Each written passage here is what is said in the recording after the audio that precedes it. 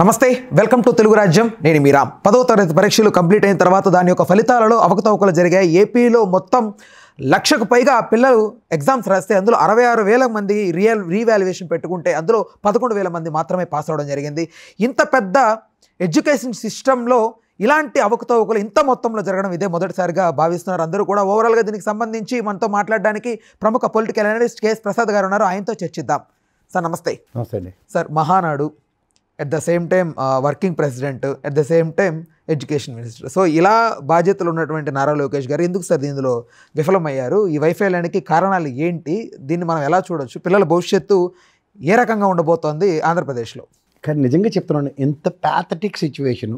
గతంలో బ్రహ్మానంద రెడ్డి గారు గ్రేస్ మార్కులు వేసుకుని పాస్ అయితే పవన్ కళ్యాణ్ లాంటి కూడా పాస్ అయ్యాడు, చూసుకోండి కావాలంటే. అలాంటి దగ్గర ఈరోజు విద్యా వ్యవస్థలో ఓ ప్రమాణాలు పెంచి గతంలో కన్నా 5% రిజల్ట్ భయంకరంగా వచ్చిందని చెప్తున్న దగ్గర ఆ 5% డీవియేషన్కి కూడా ఇంత దరిద్రంగా పేపర్ రీవాల్యూట్ చేశారంటే వాల్యూషన్ ఎంత దరిద్రంగా చేశారు. ఇప్పుడు రీవాల్యూషన్ పరంగా దాంట్లో తప్పులు ఎలా బయటపడుతున్నాయో గమనించుకోగలిగితే ప్రజలు ఈ విద్యా వ్యవస్థ మీద విద్యాశాఖ మంత్రికి పట్టుందా లేదా, తక్షణం రాజీనామా డిమాండ్ చేయాలంటే విద్యాశాఖ మంత్రికి. ఎందుకంటే ఈ బాధ్యతారాహిత్యమైన చర్యకి ప్రతిస్పందన ఏది? నీకు మహానాడు పెట్టుకోవడానికి, పార్టీ వర్కింగ్ ప్రెసిడెంట్ చేయడానికి, ముసలోళ్ళతో అలకలు తీర్చుకోవడానికి ఇవన్నీ మాకెందుకండి? మీ పార్టీ వ్యవహారాలు మాకెందుకు? మీకు అధికారం ఇచ్చారు విద్యార్థులు పరిరక్షించడానికి. ఏంటిది? 1,00,000 పైచీలకు విద్యార్థులు ఫెయిల్ అయితే అందులో 66,000 మంది రీవాల్యుయేషన్ పెట్టుకుంటే 11,000 మంది పాస్ అయ్యారంటే మిగిలిన వాళ్ళు రీవాల్యుయేషన్ అప్లై చేసుకోలేదు. అప్లై చేసి ఉంటే ఎంతమంది పాస్ అయ్యిందరో?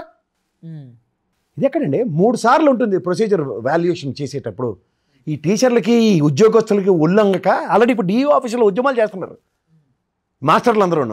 ఏం చేస్తుంది ఈ ప్రభుత్వం? వీళ్ళు సారీ సార్, మాకు విద్యా ప్రమాణాల పైన చెప్పడానికి, వాళ్ళేమో ఎంప్లాయీస్ జీతం తీసుకుని ఉద్యోగం చేయడానికి ఉండదండి, ప్రభుత్వాలు మార్చడానికే ఉంటారు వాళ్ళు.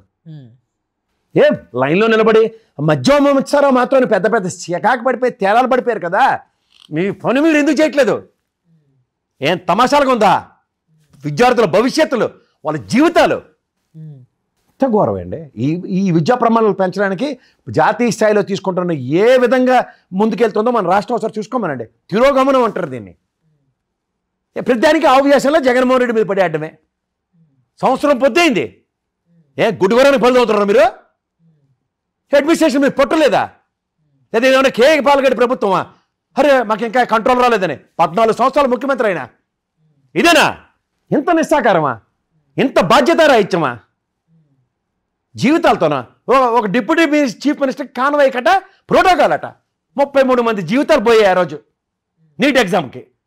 ఇది ప్రభుత్వ నిర్వాహకాలు అంటే అధికార దర్పాన్ని చూపించుకోవడానికి వచ్చారా మీరు? అధికారాన్ని ప్రజలకు పంచడానికి వచ్చారా?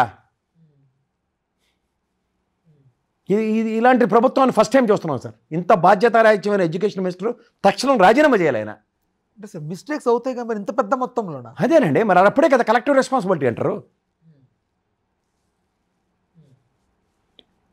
బట్టలు నొక్కి రిజల్ట్ డిక్లేర్ చేయడం కాదు కదా, దాని ముందు స్క్రూట్నీ. అది కంపారిటివ్గా లాస్ట్ టైం రిజల్ట్స్కి ఈ రిజల్ట్స్కి వచ్చిన దీని మీద సమీక్ష ఏది?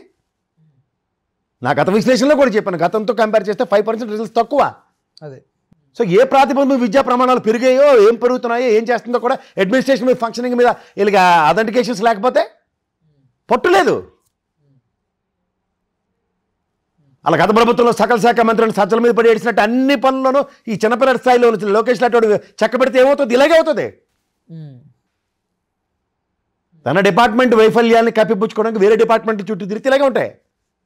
ఆ డిపార్ట్మెంట్కి ఓఎస్డీ నేను ఇస్తాను, ఆ మంత్రి పిఏ నేనే పెడతాను. ఇలా కార్యక్రమాలకు ఎప్పుడైతే తెరలేపబడతాయో అసలు విషయాల కన్నా కొసరు విషయాల మీద ఎక్కువ చర్చ అవుతుంది. కొసరు విషయాలు ఫలితమే ఈరోజు పిల్లల భవిష్యత్తు. ఇది చెప్పమన్నాడు ఎవరన్నా? మరి ఇప్పుడు పిల్లల మీద నెట్టేస్తే దానికి ఏంటి సార్? ఏం చేస్తారు? పిల్లల మీద నెట్టేస్తారా? రీవాల్యుయేషన్ పెడితే ఒక అమ్మాయికి ఎలాంటి మార్కులు వచ్చే చూడమనండి ఒకసారి. వాళ్ళు రాసిన దానికి అక్కడ వచ్చిన దానికి సంబంధం లేనట్టుగా. అంతే కదా సార్. ఇది ప్రభుత్వ వైఫల్యం. విద్యాశాఖ ముఖ్యంగా measurable negligence. For this failure is nothing but negligence, pure negligence. మరి ఇప్పుడు ఇంగ్లీష్ మీడియం కూడా వాళ్ళే మళ్ళీ చచ్చినట్టు. అంటే వీళ్ళ వైఫల్యానికి గల కారణాలు ఏంటి సార్? చేతకంతనం, అనుభవం ఉండి అనుభవరాహిత్యంగా ఎలా ప్రవర్తించాలో అలా చేస్తున్నారు. అంటే ఎవరైనా డైమెన్షన్స్ ఇట్లా చెప్పడం వల్ల వాళ్ళు ఏదైనా కొంచెం తడబడుతున్నారా ఏంటి అసలు గవర్నమెంట్లో? నాకైతే తెలియదు సార్. వాస్తవానికైతే ఇది fundamental mistake by the respect to teachers who are doing this corrections. 3 స్టేజెస్లో కరెక్షన్స్ జరిగినప్పుడు ఇంత డీవియేషన్స్ ఎందుకు వస్తున్నాయి? అంటే వాస్తవం లేకుండా వస్తాయంటారా? ఏంటి వాస్తవం లేకుండా? అంటే ఇప్పుడు వాళ్ళైతే ఎలిగేషన్ చేస్తున్నారో పిల్లలది, ఇప్పుడు ఇవన్నీ స్టాటిస్టిక్స్ నేను బయటకు ఇచ్చినా మీరు చెప్పినా అది గవర్నమెంట్ రిలీజ్ చేసిందే కదా సార్. అదే స్టేట్ గవర్నమెంట్ రిలీజ్ చేసిందే కదా. 60,000 మంది రీవాల్యుయేషన్ పెట్టుకుంటే 11,000 మంది పాస్ అయ్యారన్నదే. రైట్. ఇప్పుడు దీన్ని కరెక్ట్ చేయాలంటే ఏంటి మార్గాలు? బాధ్యత ఫస్ట్ వహించి రాజీనామా చేస్తే తర్వాత ఎవడైతే దిద్దాడో ఎవడబడితే వాళ్ళని ముందు సస్పెండ్ చేసి పెనాల్టీ క్లాసెస్ ఇంపోజ్ చేసి వాళ్ళ భవిష్యత్తుకి సంవత్సరాల పాటు ఫీజులు కట్టిస్తే సరిపోద్ది వాళ్ళకి. అకాడమిక్ ఇయర్ సార్, ఒక అకాడమిక్ ఇయర్లో పోతుంటే ఏంటిది? ఇప్పుడు నా బాధ అంతా 66,000లో 11,000 మంది పాస్ అవ్వడం కాదు సార్. ఆ మిగిలిన వాళ్ళు అప్లై చేయలేదు. అప్లై చేయని వాళ్ళు ఎంతమంది పాస్ అయ్యి ఉందరు? అది తప్పు కదా సార్. ఇప్పుడు 66,000 మందిలో 11,000 మందికి తప్పు చేశారన్నది ఒప్పుకున్నట్టే కదా. ఇదే పర్సంటేజ్ 50,000 మందికి అప్లై చేయండి, ఎంత వస్తుందో? అట్లీస్ట్ నియర్లీ అదే వస్తుంది.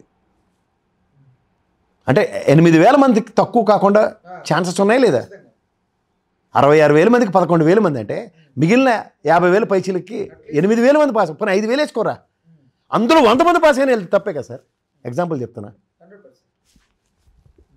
వేర్ అంటే ఇదంతా కూడా ఈ రీఎవాల్యుయేషన్ అనే ఒక అందులో వచ్చి ధనం కోసమా, డబ్బు కోసమా? ఇంకా అంతగా దిగజారిపోతే ఇంకా అంతకన్నా దరిద్రం ఇంకోటి ఉండదు సార్. అంటే కొంతమంది చావమని చెప్తాను, ఎందులో పడి చావమని చెప్తాను నేను డైరెక్ట్గా. అయితే ఒక భవిష్యత్తుకి రీవాల్యుయేషన్ ఫీజుతో బతకొచ్చు అనుకునే ప్రభుత్వం నిర్ణయం అయితే ఇంతకన్నా దౌర్భాగ్యం, దరిద్రం ఇంకోటి ఉండదు. సావమనే చెప్తాను నేను డైరెక్ట్గా. అంటే కొంతమంది నుంచి అలాంటి మాటలు కూడా వినపడతా ఉన్నాయి. దాన్ని దిగజారుదానం అంటారు. అంతకన్నా దిగజారిపోతే ఇంక మరి ప్రతిసారి చూడండి దిగజారుతాం అనుకున్న దగ్గర ఇంతకన్నా దిగజారిపోతాం అన్న సమాధానమే ఉంటుంది నా దగ్గర. తప్పు సార్, అది చాలా తప్పు. అది అలా ఆలోచించడం కూడా తప్పు. ఒకవేళ ఎవరికైనా పొరపాటున ఐడియా వచ్చినా సరే తప్పనే చెప్తాను నేను. అంత దరిద్రంగా అయితే ప్రభుత్వం ఆలోచించిందంటే ఇంకా మరి అంతకన్నా మనకన్నా దౌర్భాగ్యులు ఎవరు ఉండరు ఆంధ్రప్రదేశ్ ప్రజల కన్నా. అదైతే వాస్తవం చెప్తాను.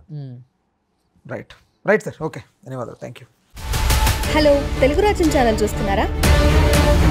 సామాజిక, రాజకీయ, జీవన చిత్రణే తెలుగు రాజ్యం. అతిశయోక్తులు, అసత్యాలు ఉండవు. రాజకీయ కోణం కాదు, ప్రజా కోణమే కొలబద్ద. తెలుగు రాజ్యం వీక్షణ మీ ఉత్తమ అభిరుచికి నిదర్శనం.